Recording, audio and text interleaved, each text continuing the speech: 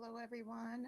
I hope you're doing well. It's exciting to be here on another Thursday here on the Planners on Purpose channel. So, if you're here today, I just want to say thank you. Thank you so much for being here.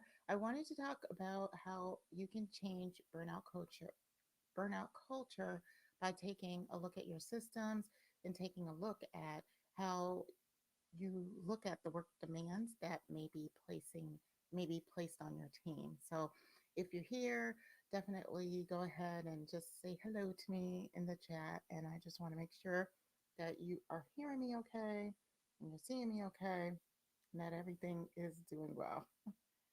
So,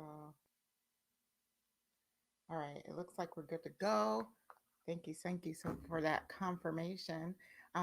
But if you're an event professional and let's say you're a leader and you're in the space that you're struggling with, how you can take a look at your systems differently in order to give you some relief or gain efficiencies in how you do your work, then this live stream is going to be for you. Before I get started, let me introduce you to who I am. My name is Naomi Tucker. I am a strategic events consultant as well as a high performance coach for event professionals, and I empower event professionals to stress less and to live more.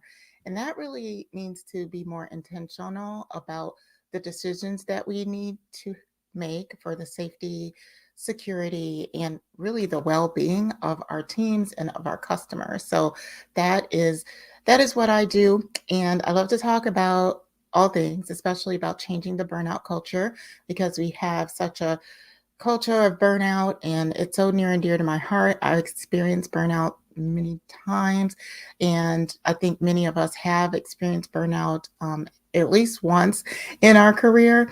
And it's really helpful that we embrace the opportunities that we have ahead of us so that we can have a better work-life balance. So if that is you and if you're all about changing that burnout culture, if you definitely want to make sure that you are just doing the things that you need to do in terms of your team and in terms of your company to just change things, tweak things so that the people on your team have a better working environment, then this is just going to be the episode for you. And you're the person that I'm really talking to because not everybody wants to make these changes. A lot of people want to make sure that things are just the way they are.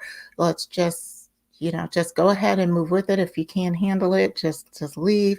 And if that's the case, then that's absolutely fine. But recognizing that there is uh, just a challenge in the event industry with the pressures that we have and how we move through those pressures, and then responding in a way of changing the things that we do, the processes that we have, how we talk to people can be super helpful.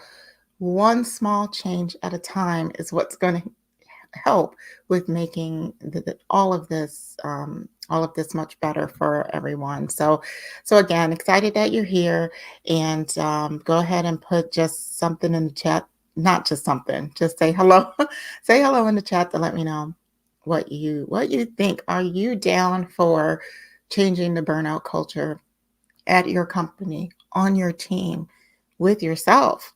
Because that's what this is all about. So you might be wondering, when I say better work life balance, how can we do that? And what is work life balance? Work life balance can be really convoluted. Work life balance is just having that feeling of contentedness in your work and in your life. And it's different for different people, right? Um, that's the reason why many people say that there's no work-life balance because it's different. Many times we're thinking about work-life balance as just 50% on this side and 50% on the other side, one with work and one with our personal lives. And it's really how we work everything together that's what's going to work for you. So for you, that might mean that it's 80% work and 20% life because that's how you absolutely love it. That is where you thrive. That is where you absolutely shine and you're happy with everything. when you have that balance, right? And for others, maybe you're a professional mom that you have children at home and you want to make sure that you're dedicated to their well-being and how and rearing them as well. You want to be there for their big moments and their concerts and maybe some of their big things. And there might be some compensations that you're making on the professional side. So for you, that balance might be a little bit different. It may be 50% work or 40% work and 60% home, right? Um, it's whatever really works for you and being able to design your life around that so that you're able to meet your goals professionally, but then also meet them outside of the workspace is really what's important. So when it comes to burnout in our culture, we just need to think about all of this because when it comes to building systems that work for us, um, we want to build systems that work for us and not against us. We want to make sure that we're trying to balance what our version of that balance means for us in our lives. So I've taken the liberty of writing down a few areas where we could change burnout culture through developing amazing systems and really reducing some of those work demands that we have on our team. And I wanted to share a few of those with you today. So if you're here, if you're feeling this topic and this is something you really want to really grasp, make sure to just put that in the comments and let me know. And let me know what steps are you taking in order to improve that burnout culture in your work.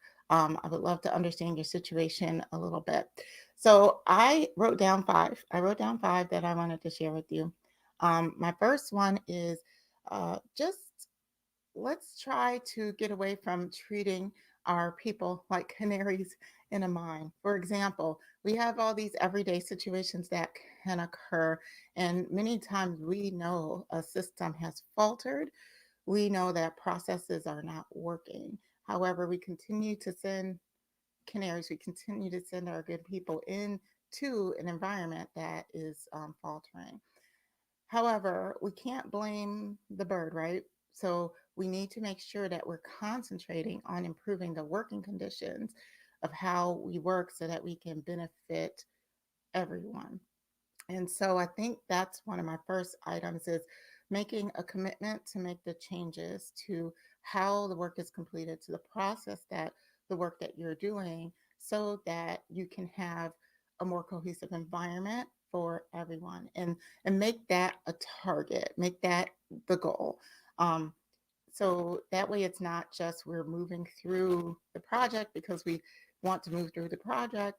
It's more of how can we really tweak in these systems so that when people are moving through the project, they're doing it seamlessly or they're getting through it with minimal bruises because we don't want people to fall ill or we're losing good people when we know that there are certain processes that do not work. So that would be my first one is really commit to making those process changes within your company, within your organization, so that you know that you're sending people into a process that actually is working well.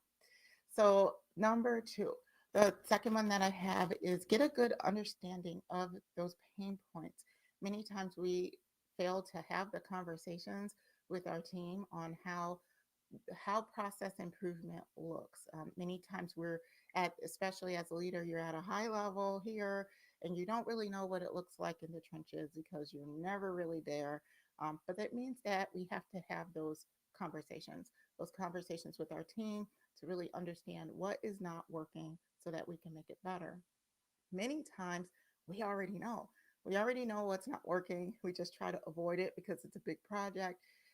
So we have those low hanging fruit that we can go ahead and start to work on. So if you know that you need to change a form or something in your form because it's throwing your customers off, then make a point to make that tweak. Many times when things aren't as urgent, we tend to just avoid it. And it's important that we go ahead and just make those changes so that it can start making impacts on your team. Maybe there's something you need to build. Maybe there's a form you need to build because someone is just getting inundated with all these different emails and it can be really tough for them to get it all together. And it just causes so much stress with them putting things together in an Excel spreadsheet when you can just build a form that customers can complete and it can easily be downloaded or sent to that person in a more efficient way. So, little things like that you know can take those changes. Those are some of the systems that you can create or can tweak in order to really help your team and help them work a little bit more efficiently. So the thing is to put it into action, right? Many times we're so busy that we're not able to actually do the thing that's going to actually create the change. So put time on your calendar to make that change, especially if it's a small change, and just go ahead and do it, because it's not only going to help you as a leader, it's also going to help your team, and they'll be so happy that that form is finally fixed. That thing is finally fixed, and it helps alleviate that pain point. So go ahead and get good understanding of your pain points and just commit to taking it and running with it and doing it and getting it off your plate. So, number three, the third one that I have for you is to foster a sense of collaboration and just good team vibes, right? Because it's really important for us to be working in an environment that's just supportive of us. And this can be done through team meetings. It can be done through assigning co-owners of projects, right? Because many times we're working in these silos, and we it's similar to you just being on a rowboat in the middle of an ocean, and you just have one paddle just paddling along. Where are you going to get if you're in the middle of an ocean just you solo? So foster a good environment of good team vibes. Let's get teams, let's get co-owners of projects. People need other people to thrive. Having a diverse mindset amongst team members is going to be helpful. Different ideas are able to come in, and you can have a really nice, cohesive bubble of of a team that is there that can help you continue to move forward through the work. So that is a amazing way in order to improve your burnout culture, or not even saying that, this amazing way to make it such a more joyful culture at where you work is to have that good sense of team collaboration. So if you're a leader and you're thinking when you're hearing this, yeah, there's not necessarily a lot of great collaboration going on in my team, or perhaps I could have some people work together a little bit more, or just see how that can work in your organization, then take some of the steps out in order to foster that, because it definitely can help the whole process, and it is a part of your system and how you actually work. So that is another amazing point that I hope that you're able to do. So if you're really just want some help in digging deep into how you can prevent burnout, perhaps you are experiencing it a lot in your organization, or you maybe know somebody else that is.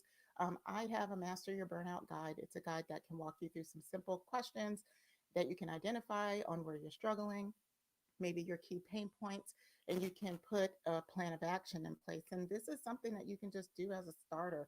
If you're a person that's saying, oh, where do I actually start? This is a really great guide to help you start somewhere, get some stuff down on paper so that you can possibly even develop that into a team plan for yourself, for your team, or something for yourself to work on. And I put that in the description below. So make sure to go ahead and download that if that is of interest. So next, I have two more points to make. It's number four. Number four is to keep communication open. Now, often, and I talked about this before, we work in silos, and it can be very hard to express the thing that we're going through to others. I can't tell you how many event professionals I talk to, and they talk to me because they don't feel as though they can talk to anyone else that is at their organization or at their company. And I get it, because many times it can be hard to admit to others that we are struggling with something. However, making sure that we keep communication open is going to be so helpful in preventing burnout, preventing those stresses, having someone at work that you can talk to through these situations can be helpful. When I talked about having the teams, it also plays into communication because there's people that you're communicating to often and regularly with your situation, and you're bouncing ideas off each other. You're helping each other out.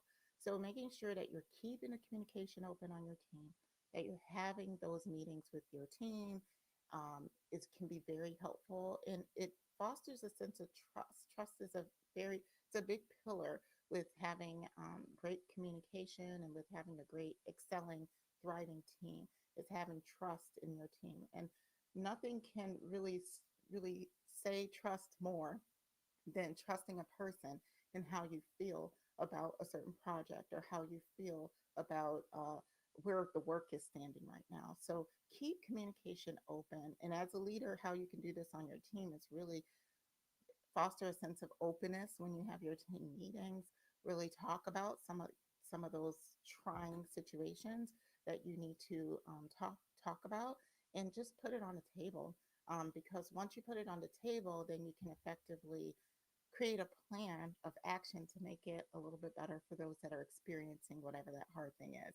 And even if that hard thing can't be, either dealt with or changed at that time, at least you can help be their biggest cheerleader with ensuring that they can get through it and helping and putting support around it to help get them through it.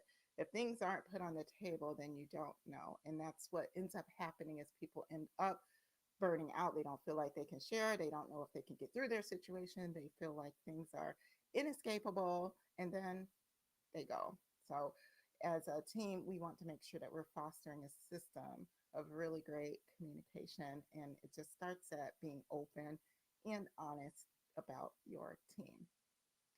Okay, so we're getting close to the end. Which one of these points do you resonate with the most? And are you planning on taking some action on? Put that in the comments. I would really love to know. Okay, so we have our last one here. And the last one is have a system where everyone can see where things are at any point in the process. And I know that is extremely hard because not all systems can do everything, but it's important for key parts of your process to be visible to everyone, and that all the information is able to be seen, or the key points of information can be seen. It's you helping yourselves and helping your team make delegation easy. If I have to take on an event from another person, making it easy where I can just jump in, see where that person is in the process, and pick things up can be very helpful and can mitigate a lot of stresses on your team.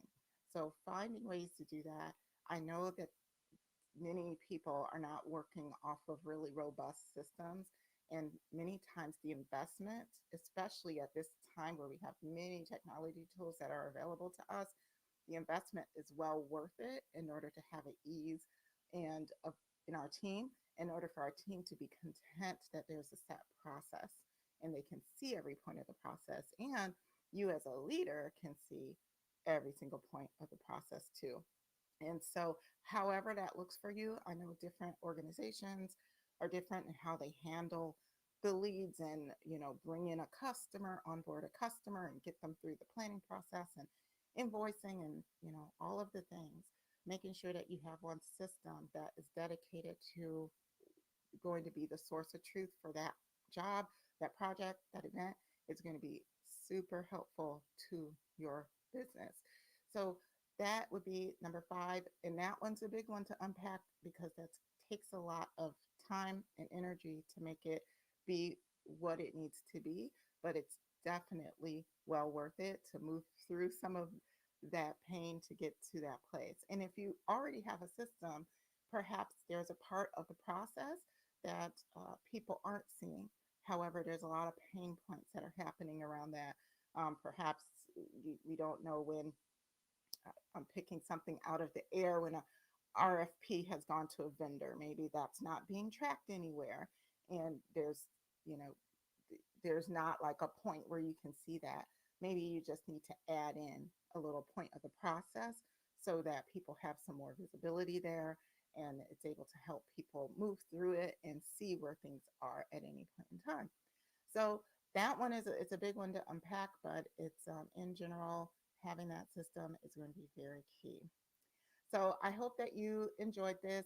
This was all about helping you see how you can change your systems, and that system can help you prevent burnout culture. We definitely want to start to get into a place where we or continue to just have more of that joy in our work, that we know that we're doing amazing things, that we love what we do, because we do. We travel, we meet people, we go to unique places, we get to plan some amazing, awesome events for our customers.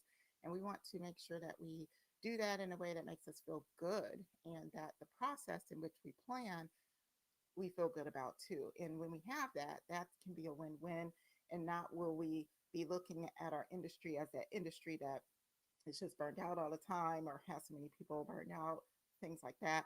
We can just look at it, oh wow, it's just it's so fun to be in that industry, because we have the systems and the processes in place in order to make it something that we truly enjoy.